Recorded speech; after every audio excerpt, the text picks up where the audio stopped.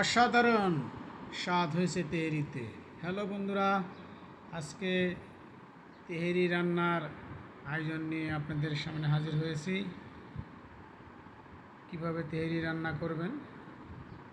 প্রথমে সুন্দর করে মাংস ছোট ছোট করে টুকরো করে নেবেন এবং পরিষ্কার করে নেবেন।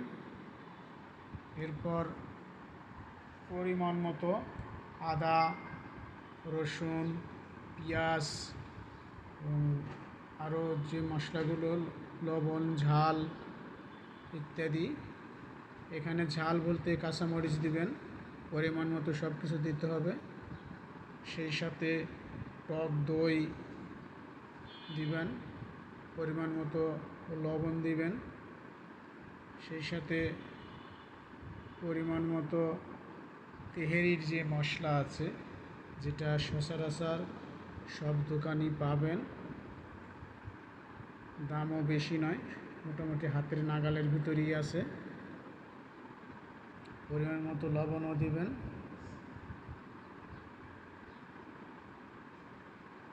সেই সাথে আমি এখন দিব টক দই, পরিমাণ মতো টক দই দিবেন। এখানে আমি 2 কেজি মাংস নিয়েছি। 2 কেজি মাংসতে মোটামুটি 3 চামচ টক দই দিয়েছি। এরপরে তেহেরির মশলা, এখানে পুরো প্যাকেটের মশলা যদি দেন তাহলে আপনি মিনিমাম 4 কেজি মাংস দিতে পারবেন। আমি যেহেতু এখানে 2 কেজি, সেখানে 50% তেহেরির মশলা দিয়েছি। এটা সুন্দরভাবে ভালো করে মিশাবেন যেন মাংসের সাথে সমস্ত মশলা, টক দই ভালোভাবে মিশ্রণ হয়।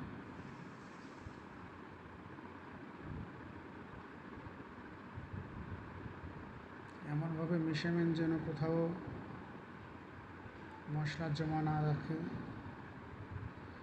এরপর চুলায় পাতিল দিবেন বা স্প্যান, যার যেটা আছে সেটা দিবেন। আমরা পাতিল দিয়েছি, সেখানে কিছু দারচিনি, এলাচ দিয়েছি। যেটা না দিলেও চলে, যেহেতু আমার মশলার ভিতরে, গুঁড়ো মশলার ভিতরে সব রকমের গুণ আছে। তারপর আমি দিয়েছি এখানে কুচি কুচি করে পেঁয়াজ কেটে দিবেন এবং এটা ভালোভাবে নাড়াচাড়া করতে থাকবেন যেন এক সাইড হয়ে যায় আর এক সাইড না হয়, এরকম যেন না হয়। ভালোভাবে নাড়াচাড়া করতে করতে যখন দেখবেন এটার কালার একটু হালকা বাদামি কালারের দিকে চলে এসেছে,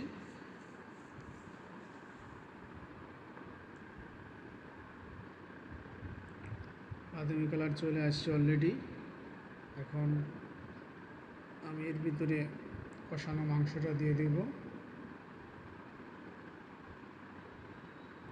কষানো মাংসটা দেওয়ার পর এটা আমি সুন্দরভাবে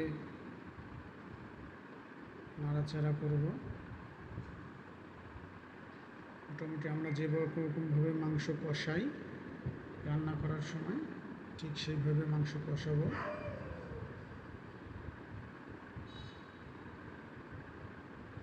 এরপর ঢেকে রাখবো। একটু পরে আবার নাড়াচাড়া করব। মোটামুটি দেখবেন মাংসের কালার চলে এসেছে, সুন্দর একটা ফ্লেভার চলে এসেছে। এইভাবে মাংস কষান পর্যন্ত মোটামুটি হালকা আলতোভাবে চুলার তাপ রাখতে হবে। মাংস থেকে অলরেডি পানি ছেড়ে দিয়েছে। এবার মাংস কষানো এবং সিদ্ধ হয়ে গেলে মাংসটা উঠিয়ে রাখবো। শুধু মাংস উঠাবো, ভিতরে মশলা যেটা আছে ওটা অমনি থাকবে, সমস্যা হয় নাই। এখন যেটুকু মশলা আছে এর ভিতরে আমি আগেই আলা চাউল সুন্দর করে ভিজিয়ে সেখান থেকে পানি নিংড়ানোর জন্য রেখে দিব। পানি নিংড়ানো শেষ হয়ে গেলে এর ভিতরে দিয়ে দিব, দিয়ে ভালোভাবে নাড়াচাড়া করব। এখানে পোলার চাউল, ভুলে গেছি। পোলার চাউল দিয়ে এইভাবে নাড়াচাড়া করব।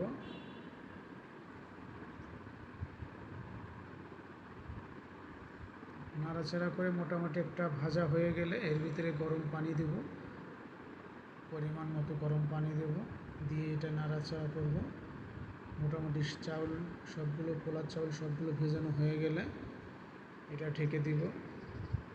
ঢেকে দেওয়ার আগে এখানে গুঁড়ো দুধ দিব 2 প্যাকেট। আমি যেহেতু আমার মাংস 2 কেজি, সেখানে আমি 2টা গুঁড়ো দুধের ছোট মিনি প্যাকেট এনেছি। এটা গুলিয়ে এর ভিতরে দিয়ে দেব। এটা এখন আমি মোটামুটি উঠে আসার সাথে সাথে পানি যখন শুকিয়ে যাবে, তখন যে মাংসগুলো রেখেছিলাম সেই মাংসগুলো দিয়ে ভালোভাবে নাড়াচাড়া করব, যেন মাংস এবং পোলার চাল ভালোভাবে মিক্স হয়।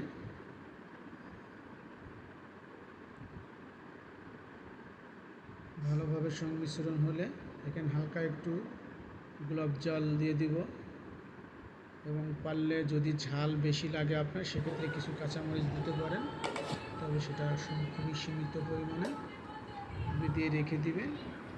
একটু পরে দেখবেন আপনার পোলা তেহেরি পূর্ণাঙ্গ হয়েছে এবং খাওয়ার উপযোগী হয়েছে। আর দেখতে পাচ্ছেন অনেক সুন্দর কালার হয়েছে। খাওয়ার উপযোগী হয়ে গেছে। আমরা এখন খাওয়ার জন্য প্রস্তুতি নিচ্ছি। আজকে দুপুরের খানাটা অনেক দেরি হয়ে গেছে, 2টার পরে রান্না শেষ করে আমরা খাওয়া সারছি। অনেক সুন্দর হয়েছে। আপনাদের সবারই দাওয়াত রইল, আসবেন কিন্তু সবাই।